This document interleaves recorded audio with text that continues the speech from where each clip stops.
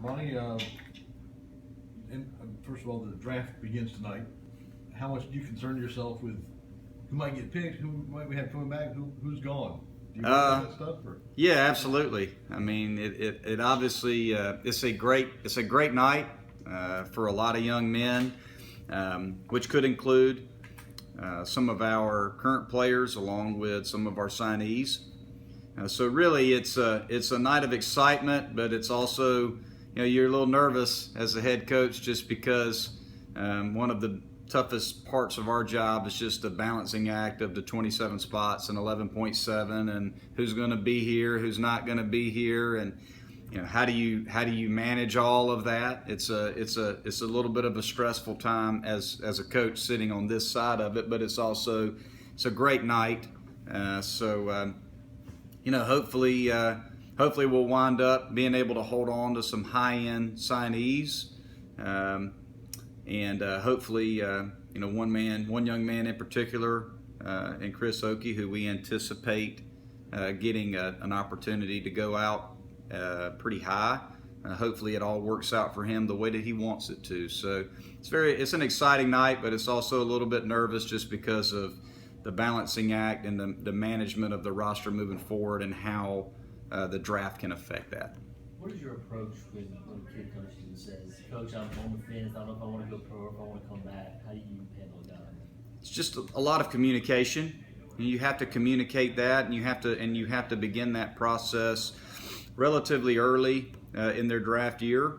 You start to have those discussions in the fall once you have your scout days and scouts start to ask about certain guys, and you start to have those conversations a little bit about what they're looking for in a draft as a junior, what their interest level in signing as a junior is, and you just start to gauge all of that. And then you go into the spring and through the first part of the season when scouts are coming in and evaluating guys, you try to get a feel from them through communication as to how much they like certain players and if they anticipate drafting that player, and you just try to communicate. I mean, at the end of the day, I spend a lot of time, our coaching staff spends a lot of time communicating with our players, communicating with scouts, and trying to get a gauge of who we feel like we're going to get back and who we feel like we're going to lose, and try to make decisions in recruiting to address that. Because you got to have those security blankets. You got to make sure that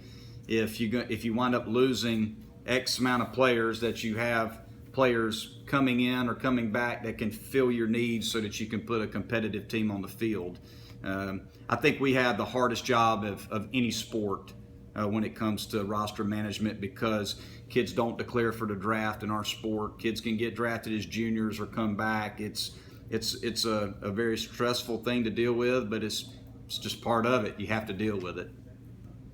When looking at your roster for next season, what do you have as far as redshirt pieces that'll be available next year? Redshirt pieces, the one young man that we redshirted this year due to injury, who has a chance to be able to help us, depending again on what we lose to the draft. Grant Cox, little middle infielder that can play defense, can run a little bit. Feel like he can turn into a guy that can handle the bat.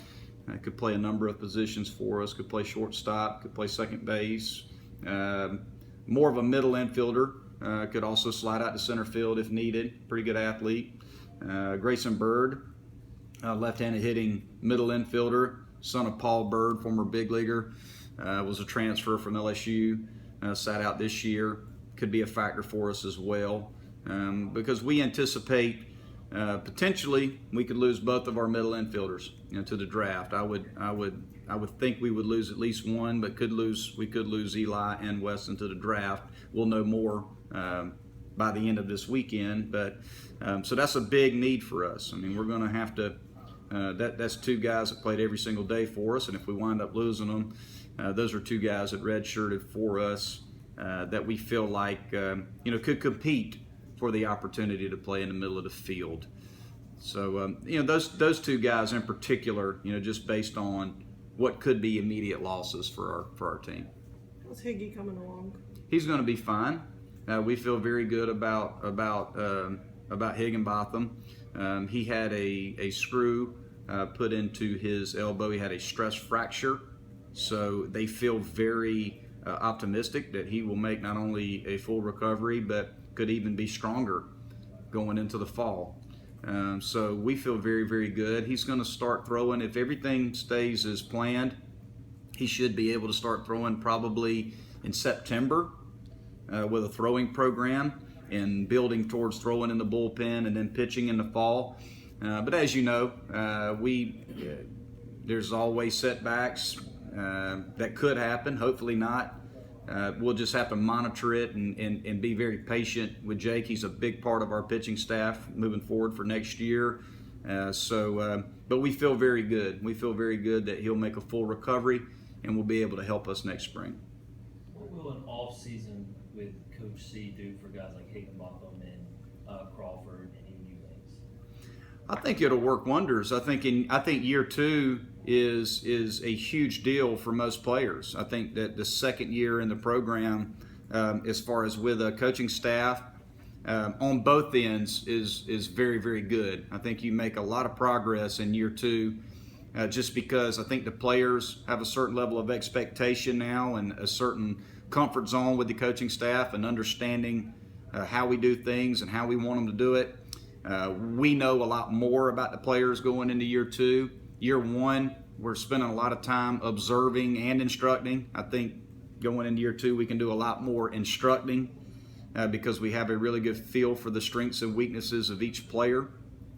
So I think that you'll see a guy like a Brooks Crawford, a Jake Higginbotham, Riley Gilliam, all kids that threw for us as freshmen. Alex Eubanks is a freshman, was a redshirt freshman, and threw a lot of innings for us. So I think all of those guys that were in their first year of pitching in the program will benefit greatly from working with Andrew in the fall because of that comfort zone and knowledge of each other, that relationship that's been established in year 1. And moving forward, we can really, it'll really pay dividends for us going into next spring.